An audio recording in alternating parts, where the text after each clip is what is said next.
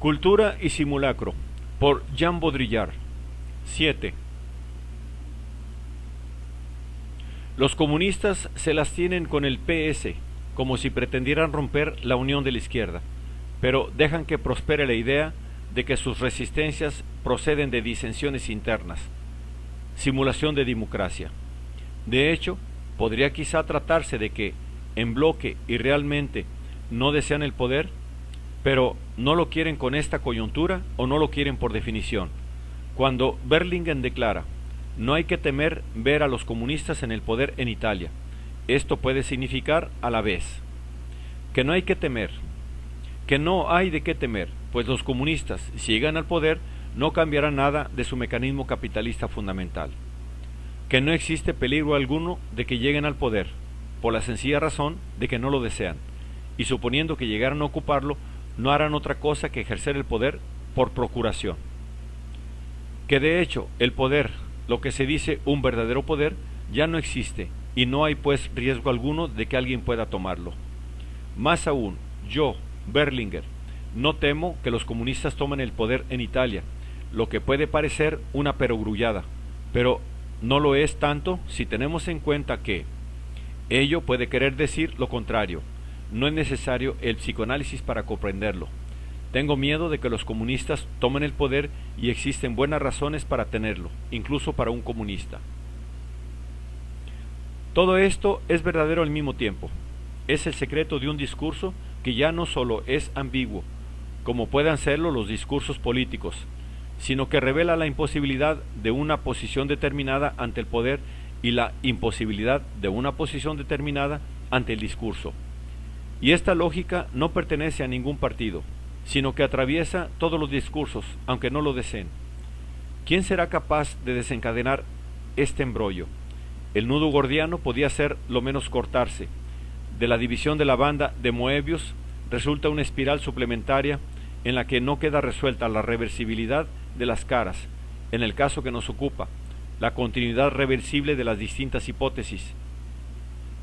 Infierno de la simulación, que no es ya el de la tortura, sino el de la torsión sutil, maléfica, inacabable del sentido. Un ejemplo más: los condenados en el proceso de Burgos fueron un regalo de Franco a la democracia occidental, a la que brindó la ocasión de regenerar su propio humanismo vacilante. Pero, ¿acaso la protesta indignada de los demócratas consolidó el régimen franquista aglutinando las masas españolas contra semejante intervención extranjera? ¿Qué ha sido de la verdad en una maraña tal de complicidades admirablemente tejida sin advertirlo ni sus propios autores? Conjunción del sistema y de su alternativa más lejana, llegando ambos a tocarse como los dos extremos de un espejo cóncavo. Curvatura viciosa de un espacio político en adelante imantado, circular, irreversible, de derecha a izquierda. Torsión parecida al genio maligno de la conmutación. El sistema entero, lo infinito del capital, se repliega sobre su propia superficie. ¿Acaso no ocurre lo mismo con el deseo y con el espacio libidinal? Conjunción del deseo y del valor, del deseo y del capital, del deseo y del poder.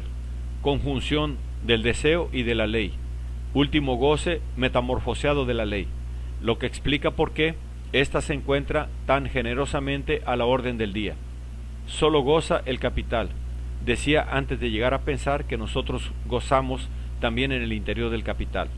Versatilidad aterrante del deseo de los giro enigmático que quizás conduce al deseo, revolucionario en sí mismo casi involuntariamente solo por querer lo que quiere, a desear su propia represión y a revestir sistemas paranoicos y fascistas. Torsión maligna que deja la revolución del deseo sometida a la misma ambigüedad fundamental de la otra revolución, la histórica. Todos los referentes mezclan su discurso en una compulsión circular, moebiana. Sexo y trabajo fueron no hace mucho tiempo términos ferozmente opuestos. Hoy se resuelven ambos en el mismo tipo de demanda. Antaño, el discurso de la historia tomaba toda su fuerza de oponerse violentamente al de la naturaleza y el discurso del deseo de oponerse al del poder. Hoy intercambian sus significantes y sus campos de acción. Sería demasiado largo de correr todo el abanico de la negatividad operativa, el abanico de todos estos escenarios de disuasión que, como Watergate, intentan regenerar un principio moribundo mediante el escándalo, el espejismo y la muerte simulados, especie de tratamiento hormonal para la negatividad y la crisis. La cuestión es probar lo real con lo imaginario, la verdad con el escándalo, la ley con la transgresión, el trabajo con la huelga, el sistema con la crisis y el capital con la revolución, del mismo modo que se probó la etnología, los Tassadai, desposeyéndola de su objeto. Todo ello sin contar probar el teatro con el anfiteatro, probar el arte con el antiarte, probar la pedagogía con la antipedagogía, probar la psiquiatría con la antipsiquiatría, etc.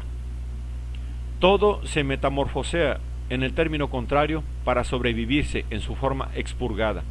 Todos los poderes, todas las instituciones hablan de sí mismos por negación, para intentar, simulando la muerte, escapar a su agonía real. El poder quiere escenificar su propia muerte para recuperar algún brillo de existencia y legitimidad. Por ejemplo, el caso de los presidentes norteamericanos, los Kennedy, morían porque tenían aún cierta dimensión política. Los demás, Johnson, Nixon, Ford, debían contentarse con atentados de pacotilla a base de asesinato simulado. Sin embargo, precisaban el aura de una amenaza artificial para ocultar que no eran más que marionetas del poder. Antaño, el rey debía morir, también el dios, y en ello residía su fuerza. En la actualidad, el líder se afana miserablemente en la comedia de su muerte, a fin de preservar la gracia del poder. Sin embargo, esa gracia se ha perdido ya. Buscar sangre fresca en la propia muerte, relanzar el ciclo a través del espejo de la crisis, de la negatividad y del antipoder, es la única solución coartada de todo poder, de toda institución que intenta romper el círculo vicioso de su irresponsabilidad y de su inexistencia fundamental, de su estar de vuelta y de su estar ya muerto.